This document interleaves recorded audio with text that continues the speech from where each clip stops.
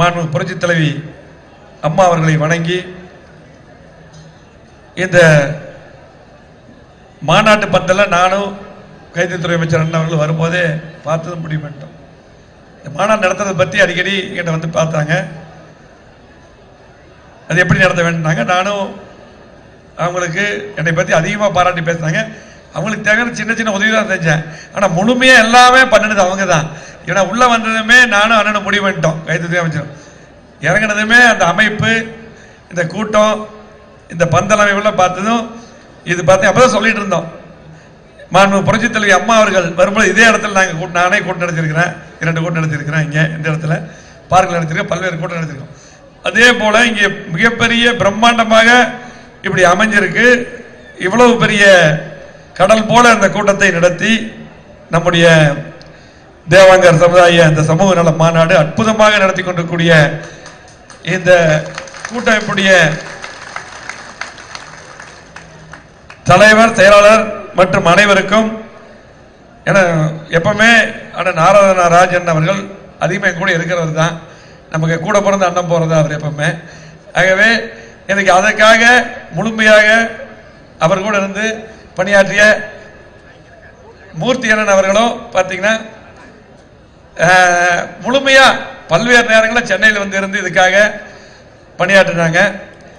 ஆகவே அவர்களுக்கெல்லாம் ஏன்னா ஒரு நம்ம வீட்டிலேயே வந்து பார்த்தீங்கன்னா ஒரு விஷயத்தை, சாதாரண ஒரு விஷயத்தை, ஒரு கல்யாணம் வைக்கிறோம், ஒரு காதுகுத்து வைக்கிறோம், ஒரு நிகழ்ச்சி நடத்தும் போது எவ்வளவு கஷ்டப்படுறதுன்னு தெரியும்.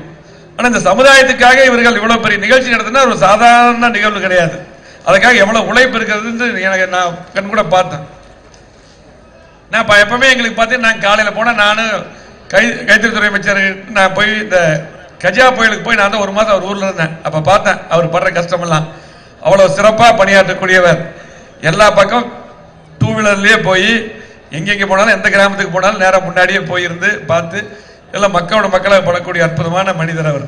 கைத்தறித்துறை அமைச்சர் நான் வயசு பண்ணிடுவோம். பார்த்தீங்கன்னா நாங்களே எங்களுக்கெல்லாம் பழகிடுச்சு. காலையில் ஒரு 6 மணிக்கெல்லாம் ஆரம்பித்தோம்னா நைட்டு வந்து பார்த்தீங்கன்னா 12 மணி, 1 மணி, 2 மணி, 3 மணிக்கு தான் போய் படுவோம். ஆனால் அவங்க வந்து பார்த்தீங்கன்னா எந்த நேரத்திலும் இதுக்காக நான் ஒரு நாள் வரும்போது நான் ஒரு 10-11 மணிக்கு வரைக்கும் வந்துட்டாங்க. நான் அன்னைக்கு நிகழ்ச்சியெல்லாம் முடிச்சு வர கிட்டத்தட்ட 1 மணிக்கு மேலே ஆயிடுச்சுன்னு நினைக்கிறேன். 1:30 மணி 2 மணி வரைக்கும் வந்து என்னை சந்திச்சுட்டு போனாங்க. இந்த மாநாட்டுக்காக அவ்வளவு சிரமப்பட்டார்கள். ஒவ்வொரு பணியும் பார்த்து பணியை செஞ்சிருக்காங்க.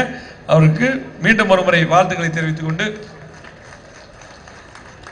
கைத்தறி நெசவு தலைமுறை மரபின் மிகச்சிறந்த பகுதியாக திகழ்வதோடு நமது நாட்டின் சிறந்த பன்முக கலாச்சாரம் மற்றும் பாரம்பரியத்தினை நெசவாளரின் கைத்திறனை உலகிற்கு பறைசாற்றுவதாக திகழ்கிறது. கையினால் நெசவு செய்யும் பாரம்பரியமானது நமது நாட்டின் கலாச்சார பண்பாடாகும். கைத்தறி தொழில் பொருளாதார செயல்பாட்டில் விவசாயத்துக்கு அடுத்த மிகப்பெரிய அளவில் ஏறக்குறைய 23.77 லட்சம் கைத்தறிகளை கொண்டு 43.31 லட்சம் நபர்களுக்கு வேலை வாய்ப்பினை வழங்குகிறது. கைத்தறி நெசவானது நாட்டின் துணி உற்பத்தியில் சுமார் 15% உற்பத்தி செய்வதோடு மட்டுமல்ல, நாட்டின் அந்நிய செலாவணியிலும் பங்களிப்பு செய்கிறது.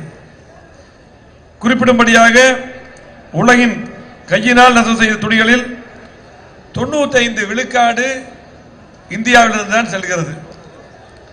இந்திய பொருளாதாரத்தில் கைத்தறி பிரிவு ஒரு தனித்துவமான இடத்தை பெற்றுள்ளது.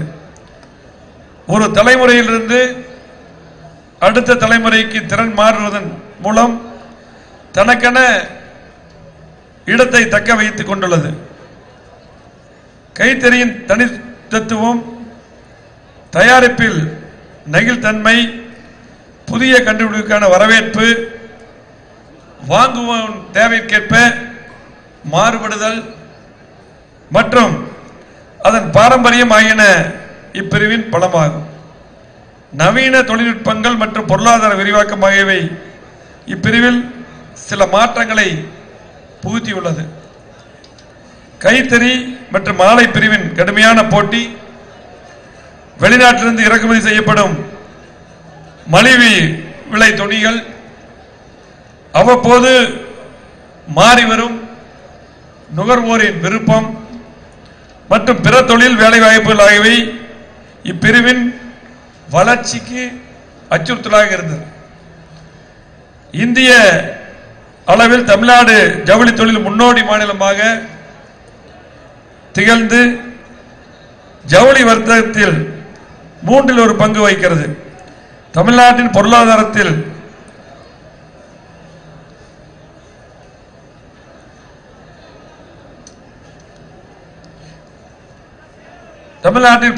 ஜவுளி தொழில் மிக முக்கியமான இடத்தினை வகிக்கிறது.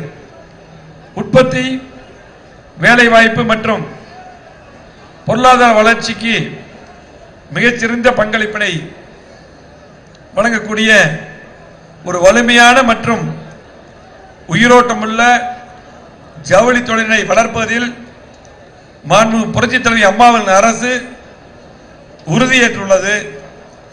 சீரான வளர்ச்சியை தக்க வைத்துக் கொள்ள கைத்தறி மற்றும் விசைத்தறி நெசவாளர்கள் மற்றும் ஜவுளி தொழிலின் அனைத்து உட்பிரிவுகளின் வளர்ச்சிக்காக மாண்புமிகு தமிழ்நாடு முதலமைச்சர் அண்ணன் எடப்பாடி அவர்கள் தலைமையிலான அம்மாவின் அரசு மாண்புமிகு கைத்தறித்துறை அமைச்சர் அண்ணன் OS மணியன் அவர்களும் இணைந்து சிறப்பான முறையிலே எண்ணற்ற நலத்திட்டங்களையும் முன்னேற்ற திட்டங்களையும் செயல்படுத்தி வருகிறார்கள். இத்தொழிலை சார்ந்துள்ள அனைத்து பிரிவுகளின் ஒட்டுமொத்த வளர்ச்சிக்கு சரியான சூழலை ஏற்படுத்தவும் தேவையான உட்கட்டமைப்பு வசதிகளை வழங்கவும் மாண்புமிகு அம்மா அவர்கள் அரசு உறுதி பூண்டுள்ளது.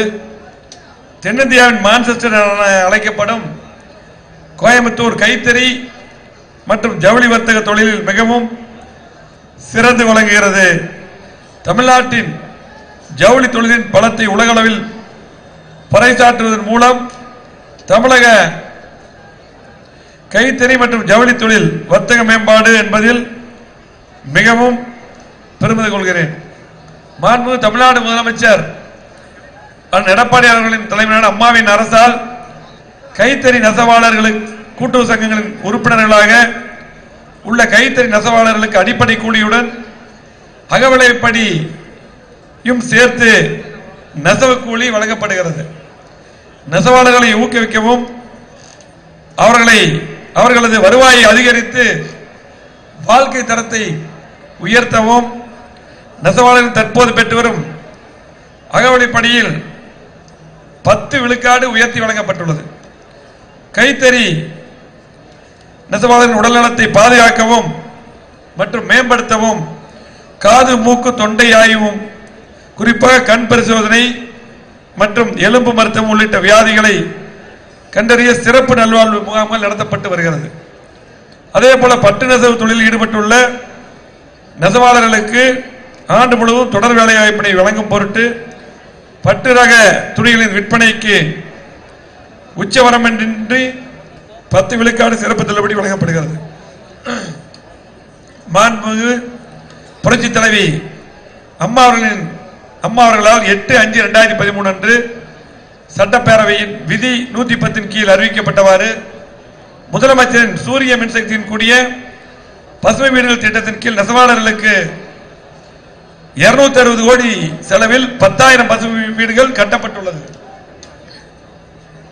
நெசவாளர்களுக்கான பசுமை வீடுகள் ஒவ்வொன்றும் தலா 365 சதுரடி பரப்பளவில் 2.60 லட்சம் செலவில் நெசவாளர்கள் தங்கள் இல்லங்களிலே கைத்தறிகளை நிறுவி தொழில் செய்யும் வகையில் வீடுகள் கட்டி வழங்கப்பட்டுள்ளது. நெசவாளருக்கான 10,000 பசுமை வீடுகளும் ஊரக வளர்ச்சி மற்றும் ஊராட்சித்துறையுடன் இணைந்து கட்டி முடிக்கப்பட்டுள்ளது. பசுமை வீடுகளில் சூரிய சக்தியுடன் கூடிய மின்விளக்கு வசதி ஏற்படுத்தப்பட்டுள்ளது இத்திட்டத்தின் முக்கியமான அங்கமாகும். இந்த திட்டத்துக்கு நம்முடைய கைத்தறித்துறை அமைச்சர் அண்ணன் OS மணியன் அவர்கள் அமைச்சராக இருந்தாங்க கூட இம்ப்ளிமெண்ட் பண்றது எங்க துறை தான், உள்ளாட்சித்துறை தான். ஆனால் பாத்தீங்கன்னா 360 சதுரடி எங்கேயுமே கிடையாது. பசுமை வீடு கூட 100 தான். ஆனா 360 சதுரடி இதுதான் பெரிய வீடு. அதே போல பிரதமர் வீடு கட்டும் திட்டம் பாத்தீங்கன்னா 269 எல்லாமே விட இன்றைக்கு பெரிய வீடு இந்த வீடு தான். மாண்புமிகு புரட்சித்துறை அம்மா அவர்கள் 10,000 வீடு கட்டி கொடுத்தாங்க. கைத்தறி மற்றும் ஜவுளி தொழிலில் தமிழகம் இந்தியாவிற்கு முன்னோடி மாநிலமாக விளங்குகிறது.